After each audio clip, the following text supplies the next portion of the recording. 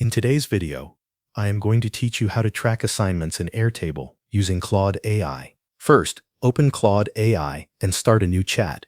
This is where you will give Claude the instructions to build your assignment tracking system. Once the chat is open, paste in a prompt that clearly explains what you want created in Airtable. Ask Claude to create an assignment tracking system directly in your Airtable using the integration. Tell it to build tables for assignments and subjects, and include fields for assignment name, subject, status, priority, due date, owner, notes, and progress.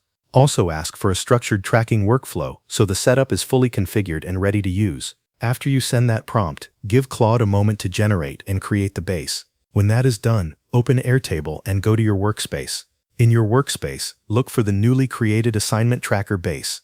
Open it so you can review everything that was generated. Start by checking the assignments table. Make sure all of the expected fields are there. You should see spaces for the assignment name, linked subject, current status, level of priority, due date, owner, notes, and progress. Confirm that the table is organized in a way that makes it easy to enter and review your work. Next, open the subjects table. Review the fields there as well, and make sure the table was created correctly. This table should help you organize assignments by subject so that everything stays grouped and easy to manage. Once the table structure looks good, verify the due date fields. Make sure they are set as date fields and display correctly. This is important because due dates help you sort your work and stay on schedule. Then check the status and priority fields. These should be set up in a way that allows you to quickly choose values and track progress.